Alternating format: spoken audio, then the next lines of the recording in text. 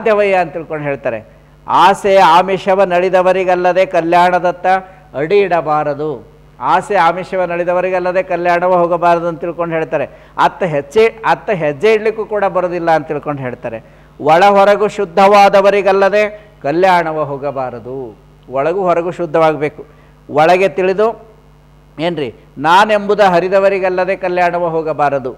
ಒಳಗೆ ತಿಳಿದು ಚೆನ್ನಮಲ್ಲಿ ಕಾದು ನಂಗೆ ಒಲಿದು ಉಭಯ ಲಜ್ಜೆ ಅಳಿದೆನಾಗಿ ಆನು ಕಲ್ಯಾಣವ ಕಂಡು ನಮೋ ನಮ ಎನ್ನುತ್ತಿರ್ದೆನು ಕಾಣ ಚೆನ್ನಮಲ್ಲಿಕಾರ್ಜುನ ಅಂತ ಹೇಳ್ತಾರೆ. ಕಲ್ಯಾಣ ಅಂದರೆ ಭೌತಿಕವಾದಂತಹ ಈಗ ಕಲ್ಯಾಣ ಬಸವ ಕಲ್ಯಾಣ ಶಹರ ಅಷ್ಟೇ ಅಲ್ಲ, ಒಂದು ರೀತಿಯಿಂದ ಇದು ನಮಗೆ ಶರಣ ಭೂಮಿ, ಪವಿತ್ರವಾದಂಥ ಕ್ಷೇತ್ರ.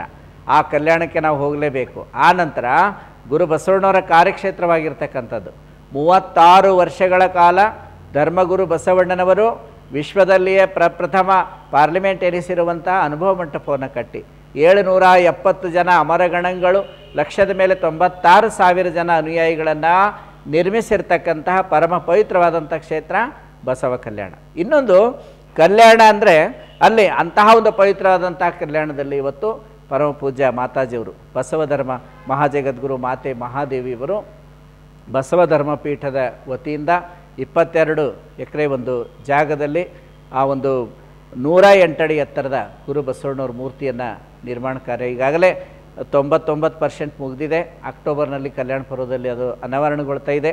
ಅಂತಹ ಪವಿತ್ರ ಕ್ಷೇತ್ರದಲ್ಲಿ ಇರತಕ್ಕಂತಹ 108 ಅಡಿ ಎತ್ತರದ ಬಸವಣ್ಣವ್ರ ಪುತ್ಥಳಿ ಪ್ರತಿಯೊಬ್ಬರು ಕೂಡ ನೋಡಲೇಬೇಕು, ದರ್ಶನ ಮಾಡಬೇಕಾದಂತಹ ಒಂದು ಪವಿತ್ರವಾದಂತಹ ಕ್ಷೇತ್ರ. ಆ ಒಂದು ಶರಣ ಲೋಕದಲ್ಲಿ ನಿರ್ಮಾಣಗೊಂಡಿರತಕ್ಕಂತಹ ಅಕ್ಕ ಮಹಾದೇವಿ ಗವಿ, ಗುರು ಬಸವಣ್ಣನವರ ಗವಿಗಳನ್ನು ನೋಡಬೇಕಾದಂಥದ್ದು. ಎಲ್ಲರೂ ಕೂಡ ಅಲ್ಲಿ ದರ್ಶಿಸಬೇಕು, ನೋಡಬೇಕು, ಆನಂದಿಸಬೇಕು ಅಂಥೇಳಿ ನಾವು ವಿನಂತಿ ಮಾಡ್ಕೊಳ್ತಾ ಇದ್ದೇವೆ. ಇಲ್ಲಿ ಅಕ್ಕಮಹಾದೇವಿ ತಾಯಿಯವರು ಹೇಳ್ತಕ್ಕಂಥ ಒಂದು ಕಲ್ಯಾಣ ಒಳಗಿನ ಅರ್ಥ ಏನು ಅಂದರೆ ಮೋಕ್ಷ. ನಾವು ಮುಕ್ತಿಯನ್ನು ಪಡ್ಕೋಬೇಕಾದ್ರೆ, ಮೋಕ್ಷವನ್ನು ಪಡಿಬೇಕಾದ್ರೆ ಯಾರಿಂದ ಸಾಧ್ಯ ಇದೆ ಅಂತಂದರೆ ಆಸೆ ಆಮಿಷವನ್ನು ನಡೆದವರಿಗಲ್ಲದೆ ಸಾಧ್ಯ ಇಲ್ಲ ಅಂತ ತಿಳ್ಕೊಂಡು ಹೇಳ್ತಾರೆ. ಇಲ್ಲಿ ಆಸೆ ಬೇರೆ ಮತ್ತು ಆಮಿಷ ಬೇರೆ ಅಂತ. ಆಸೆ ಅಂದರೆ ನಮ್ಮ ಮನಸ್ಸಲ್ಲೇ ಹುಡ್ತಕ್ಕಂಥದ್ದು. ಈಗ ಇಂಥ ಬಂಗಾರ ತೊಗೋಬೇಕು, ಇದು ಚಿನ್ನ ತೊಗೋಬೇಕು, ಒಡವೆಗಳು ತೊಗೋಬೇಕು ಅನ್ನುವಂಥದ್ದು ಏನು ಮನಸ್ಸಲ್ಲಿ ಹುಡ್ತದೆ. ಅನೇಕ ಜನ ಇವತ್ತು ನೋಡ್ರಿ ಅಕ್ಷಯ ತೃತೀಯ ದಿವಸ ನಾವೆಲ್ಲ ಗುರು ಬಸವಣ್ಣನವರ ಜಯಂತಿ ಉತ್ಸವ ಆಚರಣೆ ಮಾಡಿ ಪೂಜೆ ಪ್ರಾರ್ಥನೆ ಮೆರವಣಿಗೆ ಎಲ್ಲ ಮಾಡ್ತಾಯಿದ್ದೀವಿ. ಆದರೆ ಇವತ್ತು ಜನಗಳಲ್ಲಿ ಆ ಅಕ್ಷಯ ತೃತೀಯ ಅಂದರೆ ಒಳ್ಳೆಯ ದಿನ, ಶುಭ ದಿನ, ಅವತ್ತು ಬಂಗಾರ ಖರೀದಿ ಮಾಡಬೇಕು ಅನ್ನುವಂಥದ್ದು. ನಾನು ಧಾರವಾಡದಲ್ಲಿದ್ದೆ ಶರಣೋತ್ಸವ ಪ್ರಚಾರದಲ್ಲಿ, ಪತ್ರಿಕೆಯಲ್ಲಿ ಓದಿದೆ ಮರುದಿವಸ ಅಕ್ಷಯ ತೃತೀಯ ಒಂದೇ ದಿವಸ ಹುಬ್ಬಳ್ಳಿ ಧಾರವಾಡ ಮಹಾನಗರದಲ್ಲಿ 900 ಕಿಲೋಗ್ರಾಮ್ ಚಿನ್ನ ಮಾರಾಟ ಆಗಿದೆ ಅಂತ.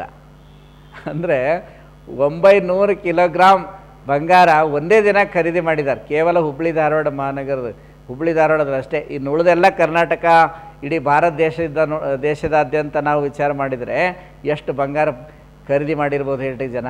ಅಂದರೆ ಇದರೊಳಗೆ ಭಾಳ ಆಸಕ್ತಿಯನ್ನು ಹೊಂದಿರ್ತಾರೆ, ಆದರೆ ದೇವರಲ್ಲಿ ನಂಬಿಕೆ ಇರೋದಿಲ್ಲ. ಇಂತಹ ಒಂದು ಮೌಢ್ಯತೆ ನಮ್ಮ ಜನರಲ್ಲಿದೆ. ಅದಕ್ಕಾಗಿ ಕಲ್ಯಾಣ ಅಂದರೆ ಒಳಗಿನ ಕಲ್ಯಾಣ. ಒಳಗಿನ ಕಲ್ಯಾಣ ಅಂದರೆ ಆತ್ಮ ಕಲ್ಯಾಣ. ಯಾರಿಂದ ಸಾಧ್ಯ ಅಂದರೆ ಆಸೆ ಆಮಿಷವನ್ನು ಅಳಿಬೇಕು ಅಂತ. ಆಸೆ ಅಂದರೆ ಒಳಗಿನ ಆಸೆಯನ್ನು ನಾವು ಕಡಿಮೆಗೊಳಿಸ್ಕೋಬೇಕು. ಆನಂತರ ಆಮಿಷ ಅಂದರೆ ಹೊರಗಿನಿಂದ ಬೇರೆಯವರು ಒಡ್ತಕ್ಕಂಥ ಒಂದು ಆಮಿಷಗಳಿಂದ ನಾವು ದೂರ ಇರಬೇಕು ಅಂತ. ಅದಕ್ಕಾಗಿ ಒಳಗೂ ಶುದ್ಧ ಆಗಬೇಕು, ಹೊರಗೂ ಶುದ್ಧ ಆಗಬೇಕು. ಒಳ ಹೊರಗೂ ಶುದ್ಧವಾದವರಿಗಲ್ಲದೆ ಕಲ್ಯಾಣವು ಹೋಗಬಾರದು. ಹೊರಗಿನ ಶುದ್ಧ ಹೆಂಗ್ರಿ ಅಂದರೆ ನಮ್ಮ ಶರೀರವನ್ನು ತೊಳಿತಕ್ಕಂಥದ್ದು. ಏನು ಲಕ್ಷ ಇಂಟರ್ನ್ಯಾಷನಲ್ಲು ಮತ್ತು ಇನ್ನು ಯಾವ್ಯಾವುದೋ ಏನೋ ಡೋವ್ ಸೋಪ್ಗಳೆಲ್ಲ ಹಚ್ಚಿ ಮೈಯೆಲ್ಲ ಸ್ನಾನ ಮಾಡ್ಬೋದು, ಅಥವಾ ನಮ್ಮ ಮಂಡೆ ಮಾಸಿದರೆ ಮಹಾಮಜ್ಜನವ ಮಾಡುವುದು ಅಂಥೇಳಿ ಚಿನ್ಮಯಜ್ಞಾನಿ ಚನ್ನಬಸವಣ್ಣವ್ರು ಹೇಳ್ತಾ ಇದ್ದಾರಲ್ಲ, ಹಾಗೆ ಈ ಮಂಡೆ ಅಥವಾ ನಮ್ಮ ಮೈ, ನಮ್ಮ ಶರೀರ ಮಾಸಿದರೆ ನಾವು ಕೊಳೆಯಾದಾಗ ನಾವು ಸ್ನಾನವನ್ನು ಮಾಡ್ತೀವಿ, ಬೇರೆ ಬೇರೆ ಥರದ ಸೋಪುಗಳನ್ನು ಎಲ್ಲ ಹಾಕಿ ನಾವು ಸ್ನಾನ ಮಾಡ್ತೀವಿ. ಆದರೆ ಇದು ಹೊರಗಿನ ಶುದ್ಧಿ ಅಷ್ಟೇ. ಆದರೆ ನಾವು ಹೊರಗಿನ ಶುದ್ಧಿ ಅಷ್ಟೇ ಸಾಲದು, ಒಳ ಹೊರಗೂ ಶುದ್ಧವಾಗಬೇಕು ಅಂತ ಹೇಳ್ತಾರೆ.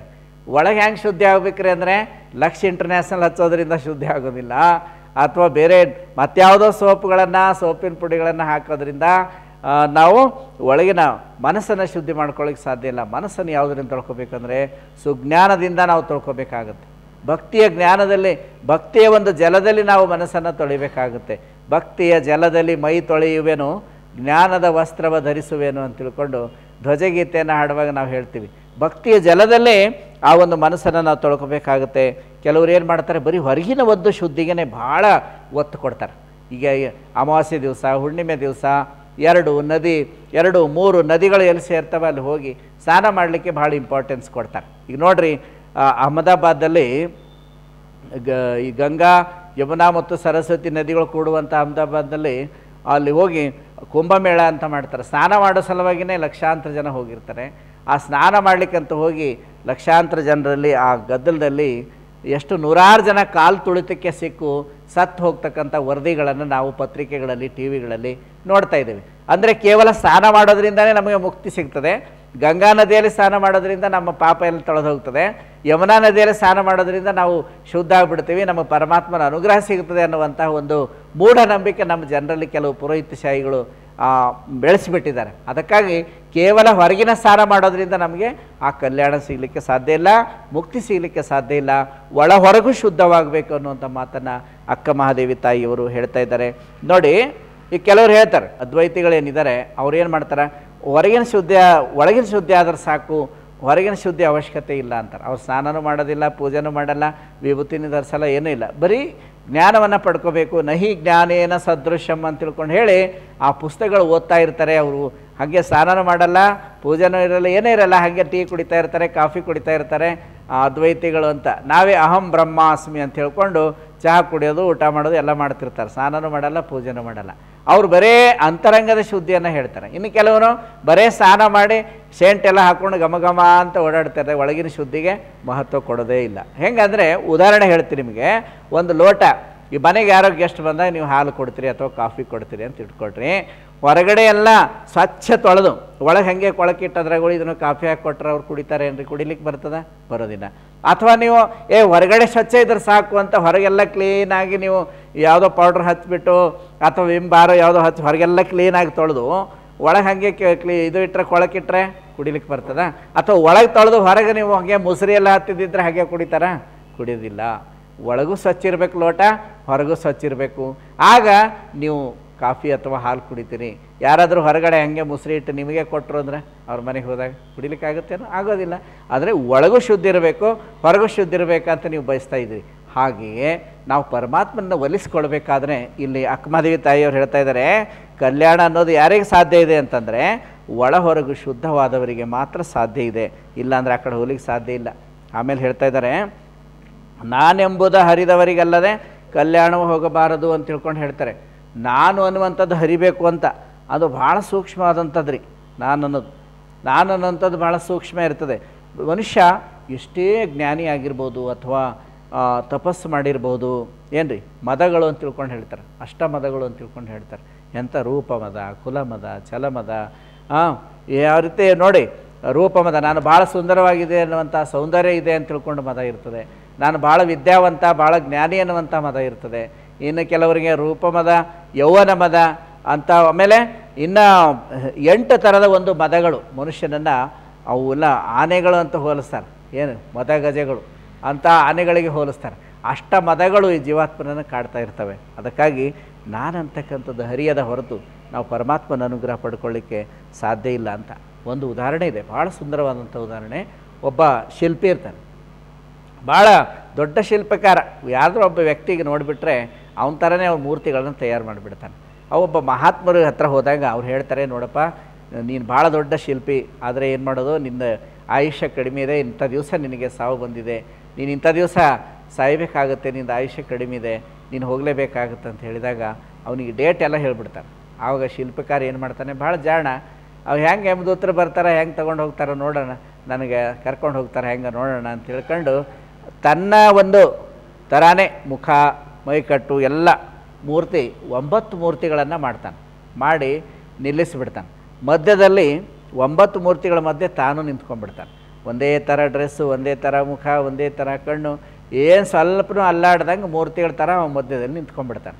ಕರೆಕ್ಟಾಗಿ ಯಮದೂತರು ಬರುವಂಥ ಟೈಮು, ಆ ಟೈಮ್ನಾಗ ಅಲ್ಲಿ ನಿಂತ್ಕೊಂಡ್ಬಿಡ್ತಾನೆ. ಯಮದೂತರು ಬಂದರು, ಆ 10 ಮೂರ್ತಿಗಳು ನೋಡ್ತಾರೆ, ಏನು 9 ಮೂರ್ತಿಗಳ ಮಧ್ಯದಲ್ಲಿ ನಿಂತಿದ್ದಲ್ಲ, ನೋಡಿ ಯಾರು ಎಲ್ಲ 10 ಜನ ಒಂದೇ ಥರ ಇದ್ದಾರಲ್ಲ, ಯಾರನ್ನ ಕರ್ಕೊಂಡು ಹೋಗಬೇಕು ಅಂತ ಕನ್ಫ್ಯೂಷನ್ ಆಯ್ತು ಅವ್ರಿಗೆ. ಅವಾಗ ಅವ್ರು ಅಂತಾರೆ, ಯಾರನ್ನ ಕರ್ಕೊಂಡು ಹೋಗ್ಬೇಕಪ್ಪ ಅಂತ ಯಮದೂತರಿಗೆ ತಿಳಿಯೋದಾಯಿತು. ಅವ್ರು ಕನ್ಫ್ಯೂಷನ್ ಆಗಿ ವಾಪಸ್ ಹೋಗ್ಬಿಟ್ರು. ಆ ಯಮರಾಜನಿಗೆ ಹೇಳ್ತಾರೆ, ನೀವು ಕರ್ಕೊಂಡು ಬಾ ಅಂತ ಹೇಳಿದ್ರಲ್ಲ, ಅಂಥ ವ್ಯಕ್ತಿಗಳು 10 ಮಂದಿ ಅದರಲ್ಲಿ, ಮತ್ತು ಯಾರನ್ನ ಕರ್ಕೊಂಡು ಬರ್ಬೇಕ್ರಿ ಅಂತ ಕೇಳಿದಾಗ, ಓಹೋ ಇವ ನನಗೆ ಮೋಸ ಮಾಡಬೇಕಂತ ಹಿಂಗೆ ಮಾಡಿದ್ದೇನಾ, ಅದಕ್ಕೆ ಯಮರಾಜ ಒಂದು ಪ್ಲ್ಯಾನ್ ಹೇಳ್ಕೊಡ್ತಾನೆ, ನೀವು ಹೋಗ್ರಿ, ಹಿಂಗೆ ಹೋಗಿ ನಾನು ಹೇಳಿದಂಗೆ ಈ ಥರ ನೀವು ಹೇಳ್ರಿ, ಅವು ಬಂದುಬಿಡ್ತಾನೆ, ನಿಮಗೆ ಸಿಕ್ಬಿಡ್ತಾನೆ ವ್ಯಕ್ತಿ ಅಂತ ಹೇಳ್ತಾನೆ. ಅವ್ರು ಯಮದೂತರು ಮತ್ತೆ ವಾಪಸ್ ಬಂದರು. ಆ 10 ಮೂರ್ತಿಗಳೇನಿದ್ದು ಅಲ್ಲಿ ಮುಂದೆ ನಿಂತ್ಕೋತಾರೆ. ಎಷ್ಟು ಸುಂದರವಾದಂಥ ಮೂರ್ತಿಗಳು, ಎಲ್ಲ ಒಂದಕ್ಕಿಂತ ಒಂದು ಚಲೋ, ಎಲ್ಲ ಏನೂ ವ್ಯತ್ಯಾಸನೇ ಇಲ್ಲ, ಎಲ್ಲ ಒಂದೇ ಥರ ಇದೆಯಲ್ಲ. ಇಂತಹ ಮೂರ್ತಿಗಳನ್ನು ಮಾಡಿದ ಶಿಲ್ಪಿ ಯಾರಿರ್ಬೋದು, ಅವನಿಗೆ ನಾವು ಬಹುಮಾನ ಕೊಡಬೇಕು ಅಂತೇಳಿ ಹೇಳಿಬಿಡ್ತಾರೆ, ಹೊಗಳ್ಬಿಡ್ತಾರೆ. ಅವಾಗ ಏನು 9 ಮೂರ್ತಿಗಳ ಮಧ್ಯೆ ತಾನು ನಿಂತಿದ್ನಲ್ಲ, ಇದೆಲ್ಲ ನಾನು ಮಾಡಿದ್ರೆ ಕಣ್ರಿ ಅಂತೇಳಿ ಮುಂದೆ ಬಂದ, ಒಂದು ಹೆಜ್ಜೆ ಇಟ್ಕೊಂಡು. ಅವಾಗ ಯಮದೂತರು ಏನು ಮಾಡ್ತಾರೆ, ನೀನೇ ಬೇಕಾಗಿತ್ತು ಬಾ ಮಗನೇ ಅಂತೇಳಿ ಅದು ಹಗ್ಗ ಕುಣಿಕೆ ಹಾಕಿ ಅವನಿಗೆ ಯಮಲೋಕ ಕರ್ಕೊಂಡು ಹೋಗ್ಬಿಡ್ತಾರೆ ಅಂತ ನಾವು ನೋಡ್ತಾ ಇದ್ದೀವಿ. ಇದೊಂದು ಕಥೆ, ಉದಾಹರಣೆ. ಏನು ಇದರ ಅರ್ಥ ಅಂದರೆ, ನಾನು ಮಾಡಿದ್ರೆ ಅಂತ ಹೇಳಿದ್ರಿಂದ ಅವನು ಸಾವು ಬಂತು, ಹೋಗಬೇಕಾಯ್ತು, ಹೌದಲ್ಲ. ನಾನು ಮಾಡಿದ್ರಿ ಅಂತ ಹೇಳಿದ್ರಿಂದ ನನಗೆ ಸಾವು ಬಂತು. ಒಂದು ವೇಳೆ ಹೇಳದೇ ಇದ್ದಿದ್ರೆ ಅವ ಏನೋ ಬದುಕಿರ್ತಿದ್ದ. ಅಂದರೆ ಪ್ರತಿಯೊಬ್ಬರು ಕೂಡ ಇವತ್ತು ನಾವು ನೋಡ್ತಾ ಇದ್ದೀವಿ, ಅನೇಕ ಜನ ಇವತ್ತು ಕಷ್ಟಗಳನ್ನು ಅನುಭವಿಸಲಿಕ್ಕೆ ಕಾರಣ ಏನು ಅಂದರೆ, ಎಲ್ಲ ನಾನು, ನನ್ನಿಂದ, ನನಗಾಗಿ, ನಂದು ನಂದು ನಂದು ನಂದು ಅನ್ನುವಂಥ ಈ ನಾನಿನ ಬಳ್ಳಿಯನ್ನು, ಈ ಸರಪಳಿಯನ್ನು ಕಾಲಿಗೆ ಸುತ್ತಕೊಂಡು ಮನುಷ್ಯ ಕಷ್ಟಪಡ್ತಾ ಇರ್ತಾನೆ. ಇದೆಲ್ಲವೂ ನಂದೇ ನಂದೇ ನಂದೇ ಅಂತ ಹೇಳುವಂಥ ಒಂದು ಅಹಂಕಾರ ಏನಿರ್ತಲ್ಲ, ಅದರಿಂದನೇ ಮನುಷ್ಯನಿಗೆ ಭಾಳಷ್ಟು ಕಷ್ಟಗಳು ಬರ್ತವೆ ಅನ್ನೋದು ನಾವು ನೋಡ್ತಾ ಇದ್ದೇವೆ. ಇದು ಅಹಮ್ಮು ಬಹಳ ಸೂಕ್ಷ್ಮ ಇರ್ತದೆ ರೀ. ಕೆಲವರು ಏನು ಮಾಡ್ತಾರೆ, ಇದೆಲ್ಲ ನಂದೇ. ಸನ್ಯಾಸಿಗಳಿಗೆ, ತಪಸ್ವಿಗಳಿಗೂ ಅಹಂಕಾರ ಇರ್ತದೆ ರೀ. ನಾನು ಇಷ್ಟು ತಪಸ್ಸು ಮಾಡಿದೆ, ಅಷ್ಟು ತಪಸ್ಸು ಮಾಡಿದೆ, ನಾನು ಅಷ್ಟು ಪೂಜೆ ಮಾಡಿದೆ, ಇಷ್ಟು ಪೂಜೆ ಮಾಡಿದೆ, ಯೋಗ ಮಾಡಿದೆ, ಧ್ಯಾನ ಮಾಡಿದೆ ಅಂತ. ಅದು ಕೂಡ ಭಾಳ ಡೇಂಜರ್. ನಾವು ಇತಿಹಾಸದಲ್ಲಿ ನೋಡ್ತಾವೆ, ವಿಶ್ವಾಮಿತ್ರನಂಥವ್ರು ಕೂಡ ತಪಸ್ಸು ಮಾಡಿದವರು, ಆ ತಪೋಮದ ಬಂದಾಗ ಅವ್ರ ಪರಿಸ್ಥಿತಿ ಏನಾಗಿದೆ ಅನ್ನೋದು ನಾವು ನೋಡ್ತಾ ಇದ್ದೀವಿ. ಅದಕ್ಕೆ ತಪಸ್ವಿಗಳಿಗೆ, ಸಾಧಕರಿಗೂ ಕೂಡ ಅಹಂಕಾರ ಬರಬಾರ್ದು, ನಾನೇ ಪೂಜೆ ಮಾಡಿದ್ದೀನಿ, ನಾನೇ ಇಷ್ಟು ಧ್ಯಾನ ಮಾಡಿದ್ದೀನಿ ಅಂತ. ಅದು ಬಂದರೆ ಅವ್ರು ನಾಶ ಆಗ್ತಾರೆ, ಅವರಿಗೂ ಕೂಡ ಮುಕ್ತಿ ಸಿಗ್ಲಿಕ್ಕೆ ಸಾಧ್ಯ ಇಲ್ಲ, ಪರಮಾತ್ಮನ ಅನುಗ್ರಹ ಸಿಗಲಿಕ್ಕೆ ಸಾಧ್ಯ ಇಲ್ಲ. ಇದು ಭಾಳ ಸೂಕ್ಷ್ಮವಾಗಿರ್ತದೆ ರೀ. ಕೆಲವ್ರು ಹೇಳ್ತಿರ್ತಾರೆ, ಇದು ನಾನು ಮಾಡಿದೆ ಅಂತ ತಿಳ್ಕೊಂಡು ಎದುರಿಗೆ ಹೇಳ್ತಿರ್ತಾರೆ. ಇನ್ನು ಕೆಲವ್ರು ಏನು ಮಾಡ್ತಾರೆ, ಎಲ್ಲ ಏನಿಲ್ಲಪ್ಪ, ಎಲ್ಲ ಹೇಳೋಂಗೆ ಹೇಳ್ತಾರೆ, ಆಮೇಲೆ ಎಲ್ಲ ದೇವ್ರ ಆಶೀರ್ವಾದ ರೀ, ಎಲ್ಲ ಬಸವಣ್ಣವ್ರ ಆಶೀರ್ವಾದ ರೀ ಅಂತ ಕೊನೆಗೆ ಅಂದುಬಿಡ್ತಾರೆ.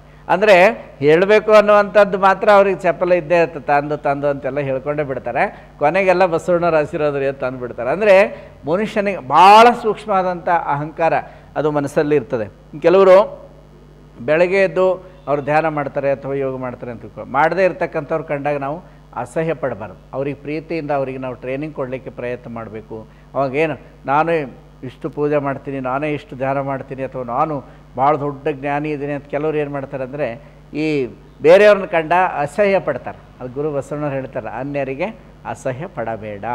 ಅವರಿಗೆ ನಾವು ಟ್ರೈನಿಂಗ್ ಕೊಡಬೇಕು, ಅವ್ರಿಗೆ ನಾವು ತರಬೇತಿಗೊಳಿಸ್ಬೇಕೇ ವಿನಃ ನಾನು ಮಾಡ್ತೀನಿ ಇವರೆಲ್ಲ ಕೇಳು ನನಗಿಂತ ಅನ್ನುವಂಥ ಭಾವನೆ ನಮ್ಮಂಥ ಸಾಧಕರಲ್ಲೂ ಕೂಡ ಬರಬಾರ್ದು. ಅದು ಭಾಳಷ್ಟು ಜನ ಉಭಯ ಲಜ್ಜೆ ಅಳಿಯುವುದು ಅಂತಂದ್ರೆ ಇಲ್ಲಿ ಅಕ್ಕಮಹಾದೇವಿ ತಾಯಿಯವರು ಹೇಳ್ತಾರೆ, ಉಭಯ ಲಜ್ಜೆ ಅಳಿದಾಗ ಮಾತ್ರ ನಮಗೆ ಪರಮಾತ್ಮನ ಅನುಗ್ರಹ ಸಿಗ್ತದೆ. ಉಭಯ ಲಜ್ಜೆ ಅಳಿಯೋದಂದ್ರೆ ಏನು, ಒಂದು ಕಡೆ ಷಣ್ಮುಖ ಶಿವಯೋಗಿಗಳು ಹೇಳ್ತಾರೆ ಒಂದು ಚಂದಲ್ಲಿ, ಹಾಡುವೆನಯ್ಯ ನಿಮ್ಮ, ನೋಡುವೆನಯ್ಯ ನಿಮ್ಮ, ಪೂಜೆಯ ಮಾಡುವೆನಯ್ಯ ನಿಮ್ಮ, ಭಕ್ತಿಯ ಬೇಡುವೆನಯ್ಯ, ಎರಡು ಅಳಿದು ನಿಮ್ಮ ಕೂಡುವೆನಯ್ಯ ಅಖಂಡೇಶ್ವರ ಅಂತ ಹೇಳ್ತಾರೆ. ಎರಡು ಅಳಿಯುವುದು ಅಂದರೆ ಒಂದೇ, ಉಭಯ ಲಜ್ಜೆ ಅಳಿಯುವುದು ಅಂದರೆ ಒಂದೇ. ಇಲ್ಲಿ ಉಭಯ ಲಜ್ಜೆ ಅಳಿದೆನಾಗಿ ಆನು ಕಲ್ಯಾಣವ ಕಂಡು ನಮೋ ನಮೋ ಎನ್ನುತ್ತಿರ್ದೇನು ಅಂತ ಅಕ್ಕಮಹಾದೇವಿ ತಾಯಿಯವರು ಹೇಳ್ತಾ ಇದ್ದಾರೆ. ಅಲ್ಲಿ ಷಣ್ಮುಖ ಶಿವಯೋಗಿಗಳು ಎರಡು ಅಳಿದು ನಿಮ್ಮ ಕೂಡುವೆನಯ್ಯ ಅಂತ ಹೇಳ್ತಾರೆ. ಎರಡು ಅಂದರೆ ದ್ವಂದ್ವ ಭಾವ, ನಾನು ಬೇರೆ ದೇವರು ಬೇರೆ ಅನ್ನುವಂಥ ಭಾವನೆ ಆಗಲಿ, ಅಥವಾ ಮನಸ್ಸಿನಲ್ಲಿ ದ್ವಂದ್ವ ಇರ್ತದೆ, ಪೂಜೆ ಮಾಡಬೇಕು ಬೇಡವೋ. ಒಂದು ಆತ್ಮ ಅಂತರಾತ್ಮ ಹೇಳ್ತಾ ಇರ್ತದೆ, ಪೂಜೆ ಮಾಡು, ಧ್ಯಾನ ಮಾಡು, ಪ್ರಾರ್ಥನೆ ಮಾಡು, ಧರ್ಮಕ್ಕಾಗಿ ದುಡಿ, ನೀನು ಧರ್ಮಕ್ಕಾಗಿ ಏನಾದರೂ ಸಲ್ಲಿಸು, ಸಮರ್ಪಿಸು ಅಂತ ಆತ್ಮ ಹೇಳ್ತಾ ಇರ್ತದೆ. ಆದರೆ ಮನಸ್ಸು ಏನು ಮಾಡುತ್ತಂದರೆ ಅದೋ ಮುಖಕ್ಕೆ ಎಳಿತಾ ಇರ್ತದೆ, ಬೇಡ ಅಂತ ಹೇಳ್ತದೆ. ಅನಧರ್ಮ ಮಾಡು, ಧರ್ಮಕ್ಕಾಗಿ ದಾಸೋಹ ಮಾಡು ಅಂತ ಒಳಗೆ ವಿವೇಕ ಹೇಳ್ತಾ ಇರ್ತದೆ. ಆದರೆ ಮನಸ್ಸು ಬೇಡ, ನನಗೆ ಎಲ್ಲಿ ಕಡಿಮೆ ಆಗುತ್ತೋ ಅಂತ ತಿಳ್ಕೊಂಡು ಹೇಳ್ತಾ ಇರ್ತದೆ. ಹಾಗೆ ಈ ದ್ವಂದ್ವ ಭಾವನೆ, ಮಾಡಬೇಕೋ ಬಿಡಬೇಕೋ, ಹೋಗಬೇಕೋ ಬೇಡವೋ, ದೀಕ್ಷೆ ತಗೋಬೇಕೋ ಬೇಡವೋ, ದಾಸೋಹ ಮಾಡಬೇಕೋ ಬೇಡವೋ, ಪೂಜೆ ಮಾಡಬೇಕೋ ಬೇಡವೋ ಅನ್ನುವಂಥ ದ್ವಂದ್ವ ಏನಿದೆಯಲ್ಲ, ಈ ದ್ವಂದ್ವವನ್ನು ನಾವು ಮೀರಿದಾಗ, ದ್ವಂದ್ವಾತೀತ ಅಂತ ತಿಳ್ಕೊಂಡು ಹೇಳ್ತಾರೆ ಪರಮಾತ್ಮನಿಗೆ ಎರಡಿಲ್ಲ. ಈ ಎರಡು ಭಾವನೆ ಏನಿದೆ, ದ್ವಂದ್ವ ಇದೆ, ಇದು ಈ ದ್ವಂದ್ವ ಭಾವನ ಅಳಿದಾಗ, ಎರಡು ಅಳಿದಾಗ ನಾವು ಪರಮಾತ್ಮನಲ್ಲಿ ಕೂಡಲಿಕ್ಕೆ ಸಾಧ್ಯ ಇದೆ ಅಂತ ತಿಳ್ಕೊಂಡು ಇಲ್ಲಿ ಶರಣರು ಹೇಳ್ತಾ ಇದ್ದಾರೆ. ಜಗತ್ತಂದರೆ ದ್ವಂದ್ವ, ಇದು ಎರಡುಳ್ಳದ್ದು. ಪರಮಾತ್ಮ ದ್ವಂದ್ವಾತೀತ, ದ್ವಂದ್ವಾತೀತಂ ತ್ರಿಗುಣರಹಿತಂ ಸದ್ಗುರು ತಂ ನಮಾಮಿ ಅಂತ ತಿಳ್ಕೊಂಡು ಹೇಳ್ತಾರಲ್ಲ, ಅದಕ್ಕಾಗಿ ದೇವರು ದ್ವಂದ್ವಾತೀತವಾಗಿದ್ದಾನೆ ಅಂತ. ಆಮೇಲೆ ಅಚಲವಾದಂಥ ಶ್ರದ್ಧೆ ದೇವರಲ್ಲಿ ಯಾವ ರೀತಿಯಾಗಿರಬೇಕು. ನಂಬಿ ಕರೆದಡೆ ಓ ಎನ್ನನೇ ಶಿವನು ಅನ್ನುವಂಥ ಹಾಗೆ ಇಲ್ಲಿ ಅಕ್ಕ ಮಹಾದೇವಿ ತಾಯಿಯವರು ಹೇಳ್ತಾ ಇದ್ದಾರೆ, ನಾವು ಅವನ್ನ ಅಚಲವಾಗಿ ನಂಬಬೇಕು.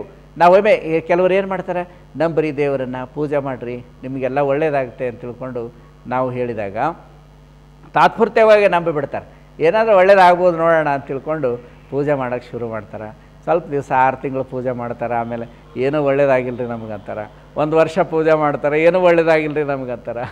ಹಾಗೆ ನಾವು ಇನ್ನೂ ಏನೂ ಒಳ್ಳೇದಾಗಿಲ್ಲ ರೀ ಅಂತ ಕೆರೆಗೆ ಆ ದೇವರಲ್ಲಿ ನಂಬಿಕೆ ಅವರಿಗೆ ನೆರೆ ನಂಬೋದೇ ಇಲ್ಲ. ಅವಾಗ 1.5 ವರ್ಷ ಆದ ತಕ್ಷಣವೇ ಲಿಂಗ ದೀಕ್ಷೆ ತೊಗೊಂಡವರು ಸಹಿತ ಲಿಂಗ ತೆಗೆದಿಡೋರು ಎಷ್ಟೋ ಜನ ಇವತ್ತು ನಾವು ಹೋದಲ್ಲಿ ನಾವು ನೋಡ್ತಾ ಇದ್ದೀವಿ. ಅಂದರೆ ಆ ದೇವರಲ್ಲಿ ನಂಬಿಕೆ ಇಲ್ಲದೇ ಇರೋದು, ಗುರುವಿನಲ್ಲಿ ನಂಬಿಕೆ ಇಲ್ಲದೇ ಇರೋದೇ ಅದಕ್ಕೆ ಕಾರಣ. ಅದಕ್ಕಾಗಿ ನಾವು ಎಷ್ಟೇ ಒಂದು ಇದು ಮಾಡಿದ್ರೂ ಕೂಡ ಅಂದರೆ ನಾವು ಪರಮಾತ್ಮನ ಅನುಗ್ರಹಕ್ಕಾಗಿ ಕಾಯಬೇಕು.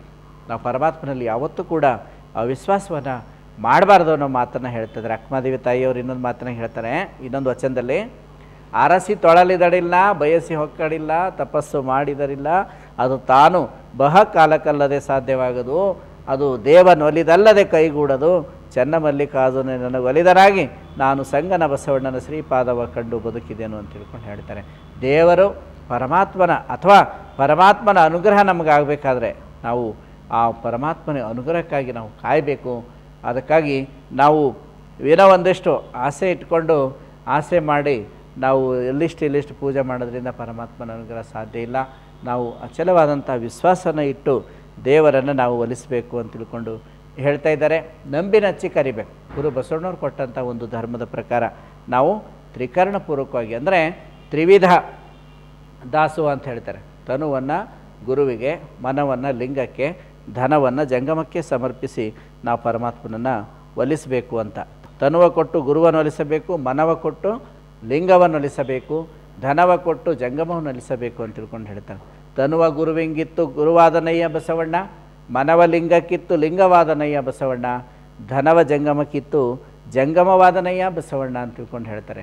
ತನು ಮನ ಧನವನ್ನು ಗುರು ಲಿಂಗ ಜಂಗಮದ ಸೇವೆಯಲ್ಲಿ ತೊಡಗಿಸಿಕೊಂಡಾಗ ಆ ಪರಮಾತ್ಮನ ಅನುಗ್ರಹ, ಗುರುವಿನ ಅನುಗ್ರಹ ನಮಗೆ ಆಗಲಿಕ್ಕೆ ಸಾಧ್ಯ ಇದೆ ಅಂತ ತಿಳ್ಕೊಂಡು ಹೇಳ್ತಾ ಇದ್ದಾರೆ. ನಾವು ದೇವರನ್ನು ನಂಬಿದ್ದೀವಿ ಅಂದರೆ ನಾವು ಪ್ರತಿಯೊಬ್ಬ ಜೀವರಾಶಿಯಲ್ಲಿ, ಪ್ರತಿಯೊಂದು ಜೀವರಾಶಿಯಲ್ಲಿ ಕೂಡ, ಪ್ರತಿಯೊಬ್ಬ ವ್ಯಕ್ತಿಯಲ್ಲೂ ಕೂಡ ದೇವರಿದ್ದಾನೆ ಅಂತ ನಾವು ನಂಬಬೇಕು.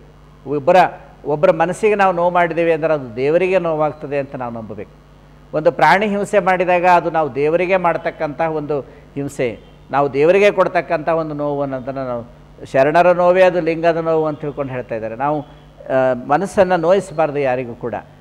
ಲಿಂಗಾಂಗ ಯೋಗಿ ಸಿದ್ದರಾಮೇಶ್ವರರು ಒಂದು ವಚನದಾಗ ಹೇಳ್ತಾರೆ, ಒಬ್ಬರ ಮನವ ನೋಯಿಸಿ ಒಬ್ಬರ ಮನೆಯ ಘಾತವ ಮಾಡಿ ಗಂಗೆಯೋಳು ಮುಳುಗಿದರೆ ಏನಾಗುವುದಯ್ಯ, ಚಂದ್ರನು ಗಂಗೆಯ ತಡಿಯಲಿದ್ದರೂ ಕಳಂಕ ಬಿಡದಾಯಿತು. ಇದು ಕಾರಣ, ಒಬ್ಬರ ಮನವ ನೋಯಿಸದವ ಒಬ್ಬರ ಮನೆಯ ಘಾತವ ಮಾಡದವನೇ ಪರಮ ಪಾವನ ನೋಡ ಕಪಿಲ ಸಿದ್ಧ ಮಲ್ಲಿಕಾರ್ಜುನ ಅಂತಾರೆ. ಒಬ್ಬರು ಮನೆ ಘಾತ ಮಾಡಿ ಒಬ್ಬರು ಮನವ ನೋಯಿಸಿ ನಾವು ಎಷ್ಟೊತ್ತು ಲಿಂಗ ಪೂಜೆ ಮಾಡಿದ್ರೂ ಏನು ಪ್ರಯೋಜನ ಇಲ್ಲ, ನಾವು ಎಷ್ಟೊತ್ತು ಪ್ರಾರ್ಥನೆ ಮಾಡಿದ್ರೂ ಕೂಡ ಏನು ಪ್ರಯೋಜನ ಇಲ್ಲ. ಅದಕ್ಕಾಗಿ ನಾವು ಒಬ್ಬರ ಮನಸ್ಸನ್ನು ನೋಯಿಸಬಾರ್ದು, ಒಬ್ಬರ ಮನವನ್ನು ನೋಯಿಸಬಾರ್ದು. ನಾವು ಪ್ರತಿಯೊಂದು ಜೀವಿಗಳಲ್ಲೂ ಕೂಡ ಗುರು ಬಸವಣ್ಣವ್ರು ಹೇಳ್ತಾರೆ, ಸಕಲ ಜೀವಾತ್ಮರಿಗೆ ಲೇಸನ್ನು ಬಯಸುವವನೇ ಕುಲಜ, ಅವನೇ ಶರಣ ಅಂತ ತಿಳ್ಕೊಂಡು ಹೇಳ್ತಾ ಇದ್ದಾರೆ. ಅದಕ್ಕಾಗಿ ಪ್ರತಿಯೊಬ್ಬರಲ್ಲೂ ಕೂಡ ಪರಮಾತ್ಮನ ಅಂಶ ಇದೆ ಅಂತ ಅನ್ನೋದನ್ನು ನಾವು ನಂಬಿ ಅವರ ಮನಸ್ಸಿಗೆ ನಾವು ನೋವಾಗದಂತೆ, ನಾವು ಇನ್ನೊಬ್ಬರಿಗೆ ನಮ್ಮಿಂದ ನೋವಾಗದಂತೆ ನಾವು ನೋಡಿಕೊಂಡಾಗ ಅದೇ ನಾವು ಪರಮಾತ್ಮನಲ್ಲಿ ಇಡ್ತಕ್ಕಂಥ ಒಂದು ನಿಜವಾದಂತಹ ನಂಬಿಕೆ ಅನ್ನೋದನ್ನು ನಾವಿಲ್ಲಿ ನೋಡ್ತಾ ಇದ್ದೇವೆ. ಪ್ರತಿಯೊಬ್ಬ ವ್ಯಕ್ತಿಯೂ ಕೂಡ ಯಾವುದೇ ಒಬ್ಬ ವ್ಯಕ್ತಿ ಶ್ರೇಷ್ಠ, ವ್ಯಕ್ತಿಗಿಂತಲೂ ಸಮಾಜ ಶ್ರೇಷ್ಠ, ವೃಷ್ಟಿಗಿಂತ ಸಮಷ್ಟಿ ಶ್ರೇಷ್ಠ ಅನ್ನುವಂಥ ನಂಬಿಕೆ ಕೂಡ ನಮ್ಮಲ್ಲಿದೆ. ಏನಂದರೆ ನಾನೊಬ್ಬನೇ ತಿನ್ನಬೇಕು, ನಾನೊಬ್ಬನೇ ಶ್ರೀಮಂತನಾಗಬೇಕು, ನಾನೊಬ್ಬನೇ ಸುಖವಾಗಿರಬೇಕು ಅನ್ನುವ ಸ್ವಾರ್ಥವನ್ನು ಬಿಟ್ಟು ಈ ಜಗತ್ತಿನ ಕಲ್ಯಾಣಕ್ಕಾಗಿ ತೋರುವ ಈ ಜಗತ್ತೆಲ್ಲವೂ ಕೂಡ ಪರಮಾತ್ಮನ ಸ್ವರೂಪ, ನಾನೊಬ್ಬ ಕಿಂಕರ ಸೇವಕ, ಜಗವೆಲ್ಲವೂ ಲಿಂಗ ಜಂಗಮ ನೀನೇ ಅಯ್ಯ, ಲಿಂಗ ಜಂಗಮ ಸ್ವರೂಪ ನೀನೇ ಅಯ್ಯ ಅಂತ ಗುರು ಬಸವಣ್ಣವ್ರು ಹೇಳ್ತಾರೆ. ನಾನೊಬ್ಬನೇ ಭಕ್ತ ಅಂದರೆ ನಾವು ಸೇವೆ ಮಾಡ್ತಕ್ಕಂಥ ಒಬ್ಬ ಕಿಂಕರ ಅನ್ನುವಂಥ ಒಂದು ವಿನಯತ್ವನಲ್ಲಿ ಗುರು ಬಸವಣ್ಣವ್ರು ಹೇಳ್ತಾ ಇದ್ದಾರೆ. ಆ ರೀತಿಯಲ್ಲಿ ನಾವು ಈ ಒಂದು ಗುರು ಬಸವಣ್ಣನವರ ಆದೇಶದಂತೆ ಸೃಷ್ಟಿಕರ್ತನಾದಂತಹ ಪರಮಾತ್ಮನಲ್ಲಿ ಅಚಲವಾದಂತಹ ನಂಬಿಕೆ ಇಟ್ಟು ನಾವು ಒಂದು ವೇಳೆ ಪೂಜಿಸಿದ್ದೇ ಆದರೆ, ಪ್ರಾರ್ಥಿಸಿದ್ದೇ ಆದರೆ, ಧ್ಯಾನಿಸಿದ್ದೇ ಆದರೆ ನಿಜವಾಗಿಯೂ ಕೂಡ ನಮ್ಮ ಕರೆಗೆ ಆ ಸೃಷ್ಟಿಕರ್ತನಾದಂತಹ ಪರಮಾತ್ಮ ಲಿಂಗದೇವನು ಓಗೊಡ್ತಾನೆ. ಅಂತಹ ಒಂದು ನಿರಾಕಾರ ನಿರ್ಗುಣ ನಿರಂಜನನಾದಂತಹ ಪರಮಾತ್ಮನನ್ನು ಪ್ರಾರ್ಥಿಸ್ತಕ್ಕಂತಹ, ಧ್ಯಾನಿಸ್ತಕ್ಕಂತಹ, ಅವನನ್ನು ಕರೆದಾಗ, ಅಂದರೆ ನಾವು ಕರೆದಾಗ ಅವನು ಓಗೊಟ್ಟು ಬಂದೇ ಬರ್ತಾನೆ. ಅಂತಹ ಒಂದು ಅಚಲವಾದಂತಹ ವಿಶ್ವಾಸವನ್ನು ನಾವು ಇಟ್ಕೊಳ್ಬೇಕು. ಅಂತಹ ಒಂದು ಸದ್ಬುದ್ಧಿಯನ್ನು ಗುರು ಬಸವಣ್ಣನವರು ಎಲ್ಲರಿಗೂ ಕರುಣಿಸಲಿ ಅಂತ ಶರಣಾರ್ಥಿ. ಶರಣೆ ಗುರುಪಾದವ್ವ ಜಕಾತಿ ಇವರು ಗೋಕಾಕಿನ ರಾಷ್ಟ್ರೀಯ ಬಸ್ ದಳದ ಸಕ್ರಿಯ ಶಕ್ತಿ. ಹಿರಿಯ ಶರಣೆಯಾಗಿ ಎಲ್ಲರಿಗೂ ಮಾರ್ಗದರ್ಶನವನ್ನು ಮಾಡ್ತಾ ತಮ್ಮ ಗೃಹ ಕೃತ್ಯಗಳ ಕಾರ್ಯಭಾರದ ನಡುವೆಯೂ ಕೂಡ ಸಮಯವನ್ನು ಹೊಂದಿಸ್ಕೊಂಡು ಬಸವದಳದ ಚಟುವಟಿಕೆಗಳಲ್ಲಿ ಭಾಗವಹಿಸ್ತಾ ಇದ್ದಾರೆ. ಶ್ರಾವಣ ಮಾಸದ ಶರಣ ಸಂಗಮ ಕಾರ್ಯಕ್ರಮದಲ್ಲಿ ನಿರಂತರವಾಗಿ ತೊಡಗಿಸ್ಕೊಳ್ತಾ ಇದ್ದಾರೆ. ಪೂನಾದಲ್ಲಿ ಒಂದು ಸಮ್ಮೇಳನವನ್ನು ಮಾಡಬೇಕು ಅಂದಾಗ ಗುರುಪಾದವ್ವ ಜಕಾತಿಯವರ ಮಕ್ಕಳಾದಂಥ ಶರಣೆ ರಾಜೇಶ್ವರಿ ಮತ್ತು ಶರಣೆ ಸಾವಿತ್ರಿ ಇವರು ಕೊಟ್ಟಂಥ ಸಹಕಾರ ಅನನ್ಯವಾದದ್ದು. ಯಾಕಂದರೆ ಪೂಜ್ಯ ಚನ್ನಬಸವಾನಂದ ಸ್ವಾಮೀಜಿಯವರು ಪೂನಾಕ್ಕೆ ಹೋಗಿ ಹೊಸ ಸ್ಥಳ ಅಲ್ಲಿ ವಾಸ್ತವ್ಯವನ್ನು ಮಾಡಿ ಸಂಘಟನೆಯನ್ನು ಮಾಡಬೇಕು ಅಂದಾಗ ನಮ್ಮ ರಾಜೇಶ್ವರಿ ಮತ್ತು ಸಾವಿತ್ರಿ ಇವರ ಒಂದು ಮನೆಯ ಒಂದು ಪರಿಚಯ ಇತ್ತು. ಹೀಗಾಗಿ ಅವರು ಕೂಡ ಭಾಳಷ್ಟು ದುಡಿದ್ರು. ಅವರ ಪರಿಚಿತರನ್ನೆಲ್ಲರನ್ನು ಕೂಡ ಬರಮಾಡ್ಕೊಳ್ಳೋಕ್ಕೆ ಏನು ಬೇಕೋ ಆ ಥರ ಆಹ್ವಾನವನ್ನು ಕೊಟ್ಟರು. ಈ ರೀತಿಯಾಗಿ ದುಡಿದು ಸಮ್ಮೇಳನವನ್ನು ಯಶಸ್ವಿಗೊಳಿಸಿದರು. ಅದಕ್ಕಾಗಿ ಶರಣೆ ಗುರುಪಾದವ್ವ ಜಕಾತಿಯವರಿಗೆ ಅವರ ಸಮಸ್ತ ಪರಿವಾರಕ್ಕೆ ನಾವು ಶುಭವನ್ನು ಹಾರೈಸಲೇಬೇಕು. ಈ ಒಂದು ಪ್ರವಚನದ CD ತಟ್ಟೆಗಳನ್ನು ಮಾಡಬೇಕು ಅಂತ ಹೇಳಿ ಸಂಕಲ್ಪ ಮಾಡಿದಾಗ ಗುರುಪಾದವ್ವ ಜಕಾತಿಯವರು ಕೂಡ 20,000 ರೂಪಾಯಿಗಳ ದೇಣಿಗೆಯನ್ನು ಕೊಟ್ಟಿದ್ದಾರೆ.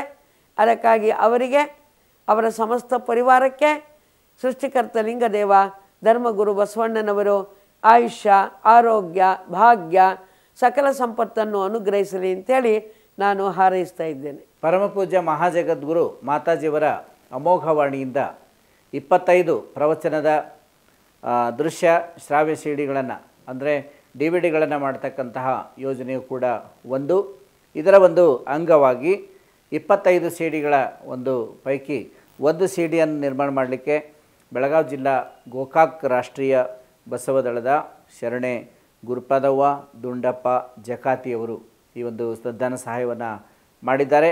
ಅವರ ಒಂದು ಕಿರು ಪರಿಚಯವನ್ನು ಹೇಳಬೇಕು ಅಂದರೆ ಶರಣೆ ಗುರುಪಾದವ್ವ ದುಂಡಪ್ಪ ಜಕಾತಿಯವರು ಗುರು ಲಿಂಗ ಜಂಗಮ ನಿಷ್ಠರು. ಮೊದಲಿಂದಲೂ ಕೂಡ ಒಳ್ಳೆಯ ಶರಣ ಪರಂಪರೆಯಲ್ಲಿ ಬಂದಂತಹ ಶರಣೆ ಗುರುಪಾದವ್ವನವರು ಮತ್ತು ಅವರ ಮನೆಯವರಾದಂಥ ಯಜಮಾನರಾದಂತಹ ದುಂಡಪ್ಪನವರು ಗುರುಲಿಂಗ ಜಂಗಮ ಪ್ರೇಮಿಗಳು. ಈಗ 2 ವರ್ಷಗಳ ಹಿಂದಷ್ಟೇ ಶರಣ ದುಂಡಪ್ಪನವರು ಲಿಂಗೈಕ್ಯರಾಗಿದ್ದಾರೆ. ಆದರೂ ಕೂಡ ಎದೆಗುಂದದೆ ಗುರುಲಿಂಗ ಜಂಗಮ ಸೇವೆಯಲ್ಲಿ ನಿಷ್ಠೆಯಿಂದ ದುಡಿತಾ ಇರುವಂತಹ ಶರಣೆ ಗುರುಪಾದವ್ವನವರು ಅವರ ಹೆಸರೇ ಸೂಚಿಸುವಂತೆ ಗುರು ಲಿಂಗ ಜಂಗಮದಲ್ಲಿ ಅಷ್ಟೇ ನಿಷ್ಠೆಯನ್ನು ಹೊಂದಿರತಕ್ಕಂತಹ ಶರಣೆ ಗುರುಪಾದವ್ವನವರು ತಮ್ಮ ಎಲ್ಲ ಮಕ್ಕಳಿಗೂ, ಈಗ ಹೆಣ್ಣುಮಕ್ಕಳು ಶರಣೆ ರಾಜೇಶ್ವರಿಯವರು, ಶರಣೆ ಡಾಕ್ಟರ್ ಸಾವಿತ್ರಿಯವರು ಮತ್ತು ಪೂನಾದಲ್ಲಿ 2 ಮಕ್ಕಳು ಇರ್ತಾರೆ. ಮತ್ತು ಅವರಿಗೂ ಗಂಡು ಮಕ್ಕಳಾಗಿರ್ತಕ್ಕಂತಹ ಶರಣ ಬಸವರಾಜ ಮತ್ತು ಶರಣ ಮುತ್ತು ಅವರಿಗೂ ಕೂಡ ಮತ್ತು ಮೊಮ್ಮಕ್ಕಳಿಗೂ ಸೊಸೆಯಂದಿರಿಗೂ ಎಲ್ಲರಿಗೂ ಕೂಡ ಒಳ್ಳೆ ಸಂಸ್ಕಾರವನ್ನು ಕೊಟ್ಟಿದ್ದಾರೆ. ಅವರಿಂದ ಇಡೀ ಒಂದು ಮನೆತನ ಗುರು ಬಸವಣ್ಣನವರ ಅನುಗ್ರಹ, ಸೃಷ್ಟಿಕರ್ತ ಲಿಂಗದೇವನ ಅನುಗ್ರಹದಿಂದ ಸುಖ, ಶಾಂತಿ, ನೆಮ್ಮದಿ, ಸಮೃದ್ಧಿ, ಸಂತೃಪ್ತಿ, ಸುವಿಧಾನದಿಂದ ಇದ್ದಾರೆ. ಅವರಿಗೆ ಗುರು ಲಿಂಗ ಜಂಗಮ ಸೇವೆಯನ್ನು ಮಾಡ್ತಕ್ಕಂತಹ ಬಸವ ಧರ್ಮ ಪೀಠದ ಆತ್ಮೀಯ ಭಕ್ತರಾಗಿರ್ತಕ್ಕಂತಹ ಮತ್ತು ಪರಮಪೂಜ್ಯ ಲಿಂಗಾನಂದ ಅಪ್ಪಾಜಿಯವರ ಪ್ರವಚನದಿಂದ, ಪರಮಪೂಜ್ಯ ಮಾತಾಜಿಯವರ ಪ್ರವಚನದಿಂದ ಪ್ರಭಾವಿತರಾಗಿ ಪರಿವರ್ತನೆ ಹೊಂದಿರತಕ್ಕಂತಹ ಶರಣೆ ಗುರುಪಾದವ್ವನವರು ಮತ್ತು ಅವರ ಪರಿವಾರದವರಿಗೆ ಇನ್ನೂ ಬಸವ ಧರ್ಮ ಪೀಠಕ್ಕೆ ಹೆಚ್ಚು ಸೇವೆ ಸಲ್ಲಿಸ್ತಕ್ಕಂತಹ ಒಂದು ಶಕ್ತಿಯನ್ನು ಗುರು ಬಸವಣ್ಣನವರು ಸೃಷ್ಟಿಕರ್ತ ಲಿಂಗದೇವರು ಅವರಿಗೆ ಕರುಣಿಸಲಿ. ಅವರು ಶರಣೆ ಗುರುಪಾದವ್ವನವರು ಗೋಕಾಕ್ ರಾಷ್ಟ್ರೀಯ ಬಸವದಳದ ಪದಾಧಿಕಾರಿಗಳಾಗಿದ್ದಾರೆ. ಕಳೆದ 25 ವರ್ಷಗಳಿಂದ ಮೊದಲನೇ ಶರಣ ಮೇಳದಿಂದಲೂ ಕೂಡ ಸಕ್ರಿಯವಾಗಿ ಶರಣ ಮೇಳದ ಒಂದು ಪ್ರಚಾರಕ್ಕಾಗಿ ಮತ್ತು ಸಂಘಟನೆಗಾಗಿ, ಕಲ್ಯಾಣ ಪರ್ವದ ಒಂದು ಪ್ರಚಾರಕ್ಕಾಗಿ ಬಸವ ಧರ್ಮ ಪೀಠದ ಅನುಯಾಯಿಗಳಾಗಿ ಅವರು ಕಾರ್ಯವನ್ನು ಮಾಡ್ತಾಯಿದ್ದಾರೆ. ಅವರಿಗೆ ಗುರು ಬಸವಣ್ಣವರು ಇನ್ನೂ ಹೆಚ್ಚು ಆಯುರಾರೋಗ್ಯ ಭಾಗ್ಯ ಕರುಣಿಸಲಿ ಅಂತ ತಿಳ್ಕೊಂಡು ನಾವು ಹಾರೈಸ್ತಾ ಇದ್ದೀವಿ.